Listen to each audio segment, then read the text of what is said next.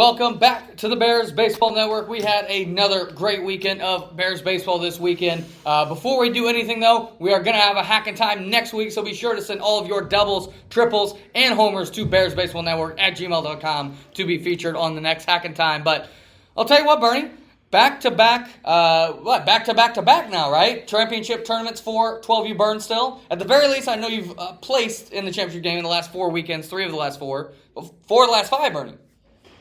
5 of the last 5? Yeah, we've placed in 5 straight weeks. 5 of the last 5 tournaments in the championship game, Bernie. I believe 3 consecutive championship wins. This 12U Burnsville squad, arguably the hottest team in the Bears right now. Bernie, obviously we've been talking about this team a lot lately. They've been in championship games, over the last 5 weeks, so we've talked about this team a lot. But specifically what I thought was impressive this weekend for me was just the way you were able to get the pitching staff through the weekend, right? I feel like this was a big weakness for this team. We've talked about, obviously, Owen Lewis has stepped up as kind of the ace of this squad, but the rest of the pitching staff is really starting to come to form, Bernie. Tell me about this team. How have you been able to turn some early season success into some sustained success, and what's it like being the coach of 12U Burnsville right now? Yeah, it's been fun. I think we've placed the past 5 weeks with 4 first places out of those 5 weeks. The pitching staff, like you said, we have a lot of guys who just go out there and eat 5 or 6 innings at a time. Owen Lewis has always been known for that. Harrison Blaybaum's been great at it. Cale Taylor, Hunter Finley. Rudy's even got to pitch a little bit, right? So we have at least 4 or 5 guys who can go out there and throw complete games every single weekend. I know we played a weekend a couple weeks ago where we played 5 games in a weekend and we had pitching to spare after it was over, which if you've ever been around my team, it's never happened.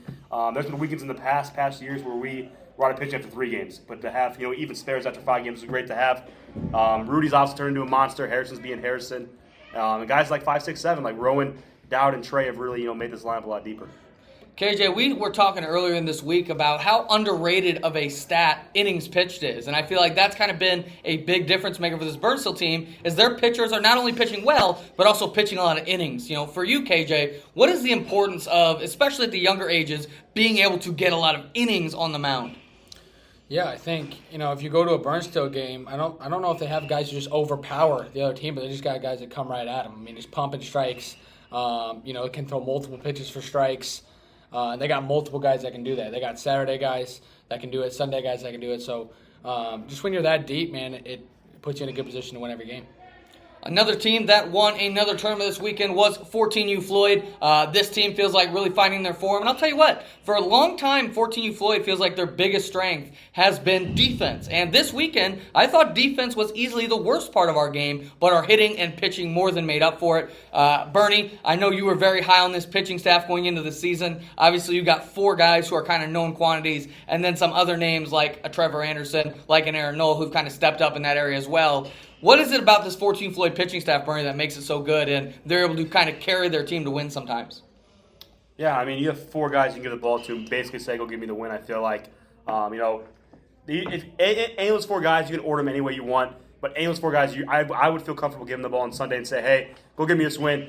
And even after that, Trevor Anderson's their 5. I mean, if Trevor Anderson's your 5 pitcher, I think you're a very good team. They have some other guys other than that who, if they are in blowout situations, can eat innings for them as well.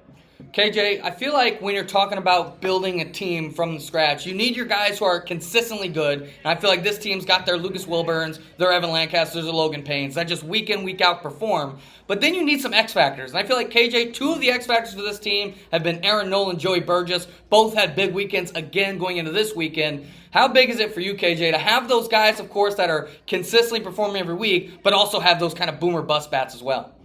Yeah, I think especially, the guys who can slide in, bottom of the order, even lower to the mid part of the order that can just, have a threat to be a home run is always dangerous, especially in a safe part of the order like that.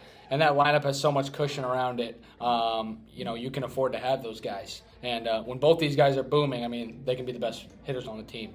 But you have so much cushion around a lineup where they can be boom or bust kind of guys. Yeah, and I feel like that's been kind of the big difference maker for 14 Floyd this year. They've got those guys who can take over a weekend. Felt like it was Aaron Knoll 2 weeks ago, and then Joey Burgess this last weekend hitting 2 home runs, including a grand slam. So very, very impressive. I wanted to move on here to reacting to some of our preseason breakouts. Obviously, we're going to talk about all of our preseason predictions later in the season, and I think we had 30 breakout and sleeper picks between us. Obviously not going to react to all of them, but I did pull 8 that I thought were pretty interesting to talk about. And the first one we'll talk about, KJ, is a player I know you were very high on. I think he was your formal breakout, but he could have been Bernie's as well. But I think he was yours. And that's a guy you just talked about in Joey Burgess. This is a guy who now leads 4-2 Floyd in home runs. He's a guy who's on pace for probably double-digit home runs right now. Has he kind of been everything you expected, or do you see maybe even a little bit of a higher upside? Or do you see maybe he's overperforming right now? What have your kind of thoughts been about Joey Burch this season so far, given that you had him as a preseason breakout? Yeah, I think Joey's been, as good as advertised. I mean, he's hitting home runs, and that's what all you can ask for from him. A catcher who hits, it's pretty rare. So, but I do think there's more room to grow for Joey. I think he still lacks a little bit of confidence in himself. I think Joey's one of those guys who, if he has one bad at bat, it could affect the rest of his day. So he's kind of here, up and down mentally. Physically, he's always good. So, it's just getting consistent mentally for a bit, and I think that'll come as he grows older. But physically, I think he's everything we could have hoped for. Bernie, another guy who's one of your breakout picks, who I think is overperforming everybody's expectations, at least mine, is Rudy Montenegro Langley. We all thought he was going to be good. We all thought he was maybe even in the fall going to compete for an MVP. I'm genuinely surprised, Bernie, that he's come out this hot, this quick, and he's already kind of in the MVP conversation. Are you surprised, Bernie? And what is it about Rudy that has made him been able to develop so quickly here? Yeah, I could say I'm a little surprised, I guess, just because of how well this guy's performing. Last year we said a lot that no one hits balls as hard as Harris playing on a 12U. Rudy's not quite there, man. He hits some balls that are pretty dang close to it. If you look at my stats, I believe Rudy's first and extra base hits on my team right now. So if you're talking about, I knew this kid was going to be good, but to lead team extra base hits, to be batting over 600 with the power numbers he comes along with, it's great growth out of him very quickly.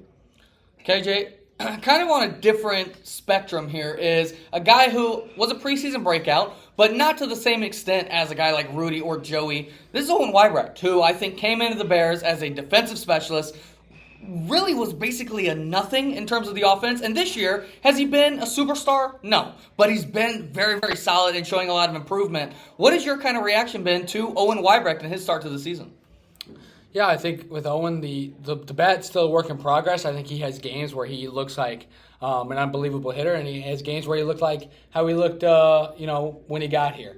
But the thing about Owen that's so valuable is he is the fastest kid, on the team. He's a great base runner, and he's a great outfielder and infielder. He stepped in and played some shortstop earlier this year. Didn't make an error there. He's dominant in center field,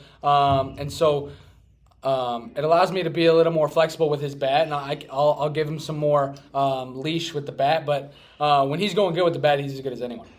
Bernie, another guy who I think is maybe more of an offensive specialist is Lucas Kloster, and you were all over him as a breakout this preseason. He was an MVP candidate in the month of May. I think he's trending to be an MVP candidate throughout the entire summer season. And Bernie, I feel like not only has his offense been a nice surprise, but his defense as well. He's played some center, he's played some short, and he's done a good job at all the positions. What was it about Lucas that you saw in the preseason that made you like him so much, and how is he kind of compared to your expectations so far? Yeah, I think Lucas is right about where I thought he would be. I think he'd even be better. I still think he could be the best star on that Levy Floyd team pretty easily. Look, there's very few kids, I think, in the Bears that have the combination of power and speed that Lucas Kloster has. And really, it only rivals, his coach like Mac. Right? He's that type of player, has that type of potential, and I think he's played very well this season.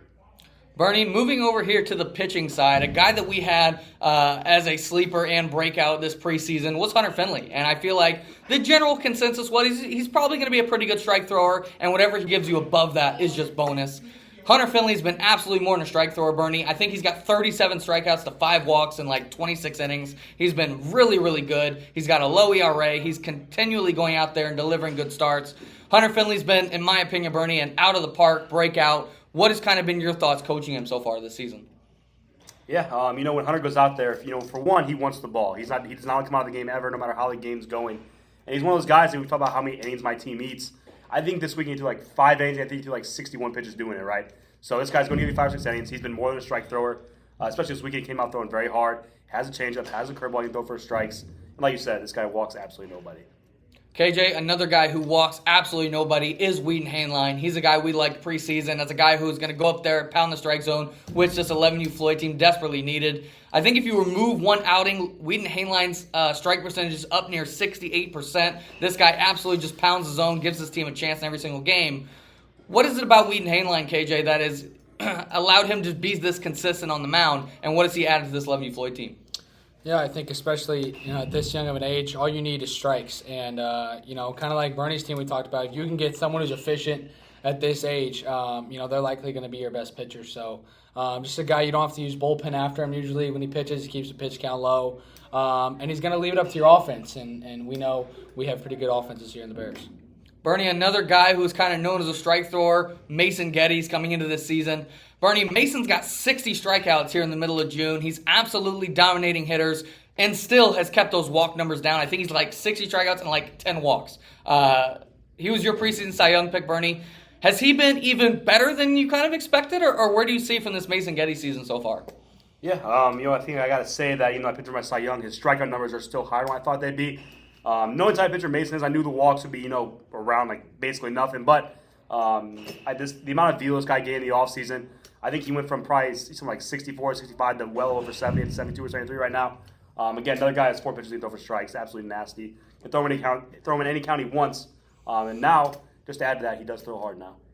KJ, a guy a little bit on a different spectrum here in the breakout category is Avery McNicholas. This is a guy we liked a lot preseason, and although if you look at his season numbers, he's just been okay, but if you look at his start-by-start, he's had some absolutely nasty outings, and I think you're seeing flashes of that kind of breakout potential that we saw. First of all, KJ, what has kind of been your reaction to Avery's pitching season so far, and what do you think he needs to do to kind of capitalize on that flashes that we've seen so far?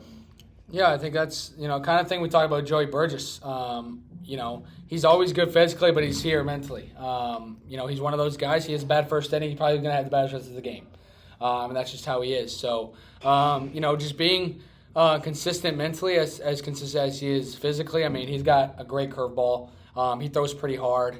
And when things are going good, he will be one of your best pitchers. But when things are going bad, things will go bad. So, I think just maturing a little bit mentally for him it's really what it's going to take him to the next level. That's going to do it for this episode of the Bears Baseball Network. We've got award races that are going down to the wire here in the last 4 weekends of baseball. A big weekend for the Bears this weekend, so be sure to check out all the action. Again, send your clips into bearsbaseballnetwork@gmail.com to be featured on the next Hack in Time. But that's going to do it for this episode of the Bears Baseball Network. We'll talk to y'all next week.